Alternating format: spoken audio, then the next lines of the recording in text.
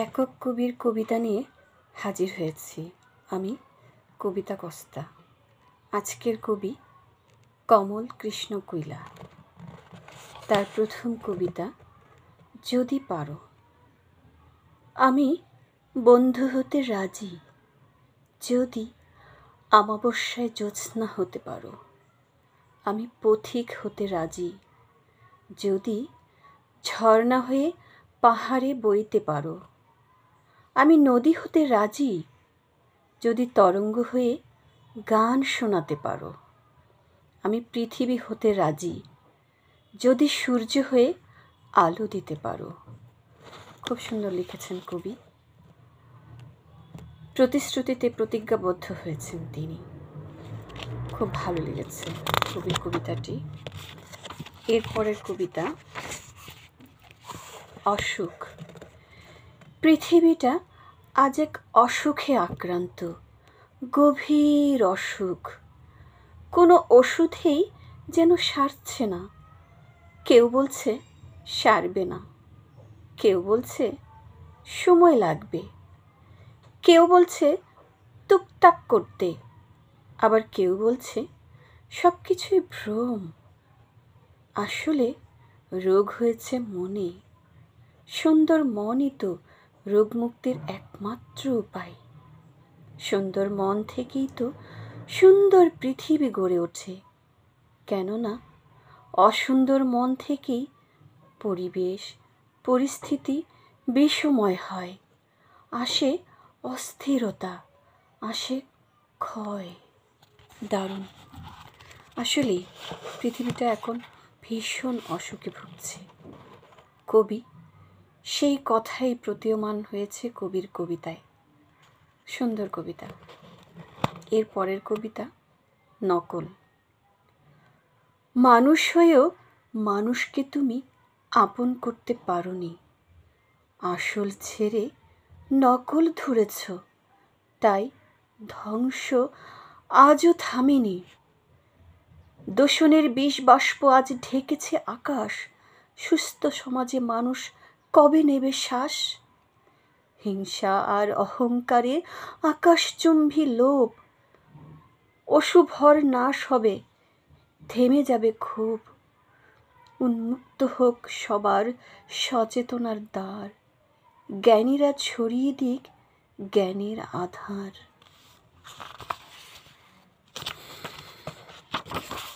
পরের কবিতা সফলতা। সফলতা সে হাতের মোয়া নয়, যোগ্যতা দিয়েই তা বুঝিয়ে নিতে হয়। কর্মভেদে যোগ্যতা ভিন্ন ভিন্ন হয়। নিয়মিত চর্চা ছাড়া রপ্ত সহজ নয়। কর্ম হোক ধ্যান জ্ঞান, কর্ম পরিচয়। কর্ম ছাড়া এই জগৎ শুধুই শূন্যময়।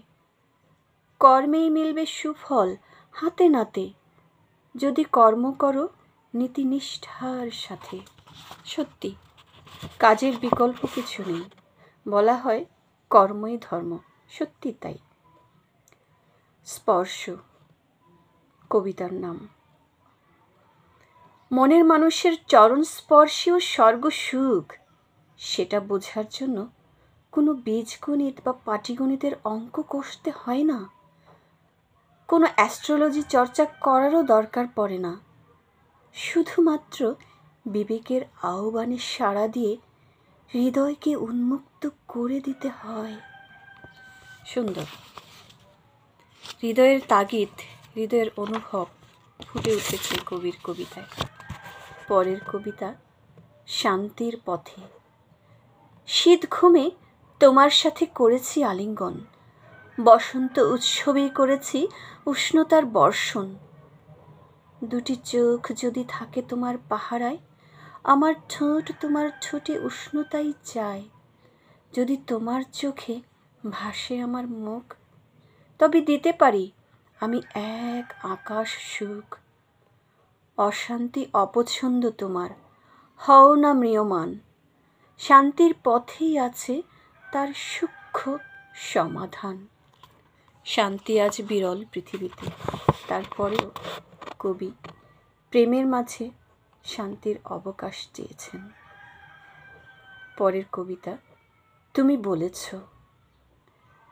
বলেছ ঢেউকে গ্রহণ করা নদীর পক্ষে অসম্ভব, কিন্তু আমি সেটা মনে করি না, কেননা ঢেউহীন নদীর অস্তিত্ব অলীক কল্পনা মাত্র।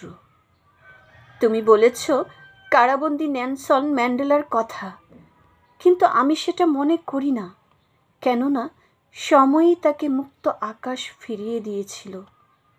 তুমি বলেছ আগলে রাখা স্বপ্নকে মেরে ফেলার কথা, কিন্তু আমি সেটা মনে করি না, কেননা ইচ্ছে শক্তি বাঁচিয়ে রাখলে স্বপ্ন পূরণ হবেই।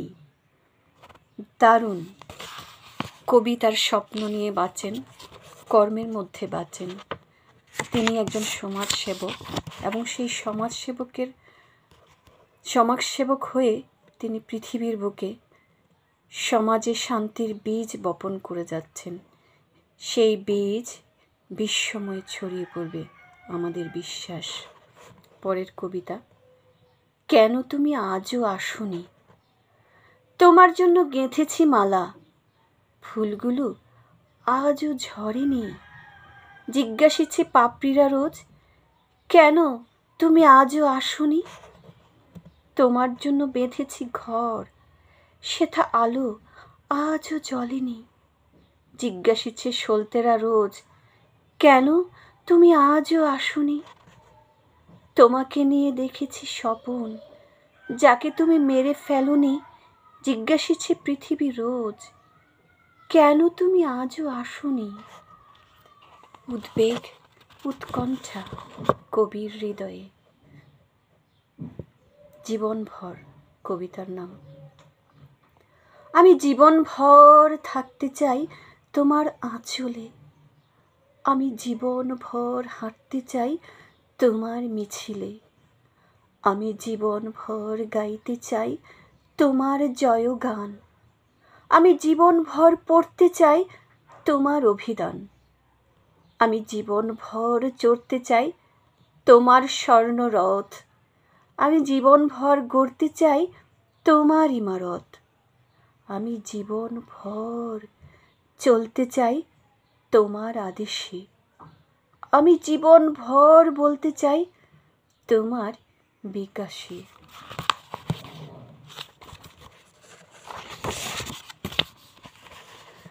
উৎকণ্ঠা কবিতার নাম। উৎকণ্ঠা থাকে গায়ে হলুদ থেকে সিঁদুরদান পর্ব পর্যন্ত, উৎকণ্ঠা থাকে বিয়ের পিঁড়ি থেকে বাসরঘর প্রবেশ পর্যন্ত, উৎকণ্ঠা থাকে প্রসব বেদনার শুরু থেকে সন্তান প্রসব হওয়া পর্যন্ত, উৎকণ্ঠা থাকে সন্তান প্রসবের পর বাচ্চার কান্না শোনা পর্যন্ত, উৎকণ্ঠা থাকে অফার লেটার প্রাপ্তি থেকে চাকরিতে যোগদান করা পর্যন্ত, উৎকণ্ঠা থাকে ফোনে আলাপচারিতার পর প্রেমিক যুগলের প্রথম সাক্ষাৎ পর্যন্ত, উৎকণ্ঠা থাকে দোকান খোলা থেকে প্রথম খদ্দের আসা পর্যন্ত।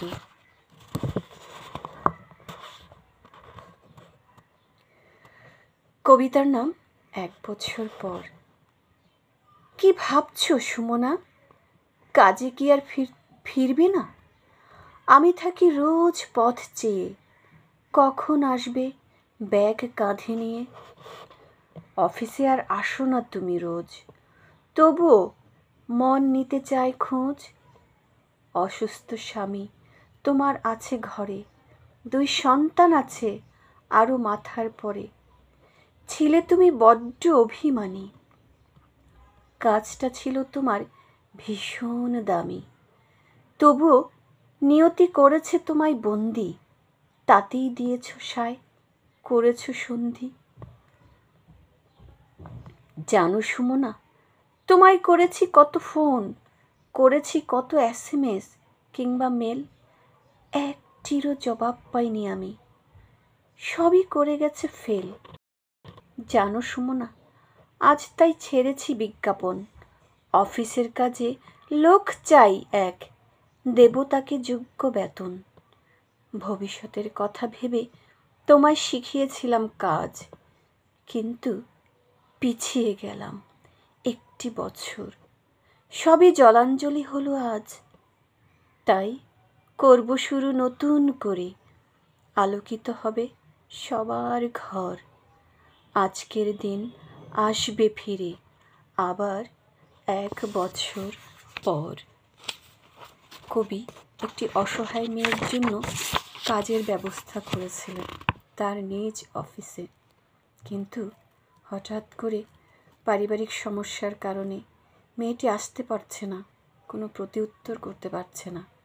তাই কবি উদ্বিগ্ন হয়েছেন, উদ্বিগ্ন থেকেছেন, আর সেই উদ্বিগ্নতার ফসল কবির এই সুন্দর কবিতাখানা। দারুণ। পরের কবিতা, অপেক্ষা। তুমি যখন গ্রীষ্মের দাবদাহে একাকী বিশ্রাম নিচ্ছিলে কেশরাশি এলিয়ে বাতায়ন পাশে, আমি দূরত্ব বজায় রেখেই উকি দিলাম নির্মল সৌন্দর্য চাক্ষুষ করতে। তোমাকে ডাকিনি, আওয়াজও করিনি, যদি তোমার ঘুম ভেঙে যায়। তাই পা টিপে টিপেই এসেছিলাম। ফিরে গেলাম একরাশ প্রত্যাশা নিয়ে। ভালো থেকো, সুখে থেকো। যদি কখনো তোমার হৃদয়ে জায়গা হয়, তবে ফিরে এসো অবশ্যই। অবুঝ মন। অপেক্ষা নাকি উপেক্ষা বোঝে না অবুঝ মন। হৃদয় জুড়ে তোমার স্থিতি মন খোঁজে সারাক্ষণ। তোমার মধ্যে হব লীন, ভিন্নতা কোথাও নেই। ব্যস্ততা কিংবা অবসরে শুধুই পাতা উল্টাই। কল্পলোকে আঁকি আলপনা, সাজিয়েছি প্রবেশদ্বার। তোমার পরশে মুক্ত হবে আমার ভগ্ন বক্ষদ্বার।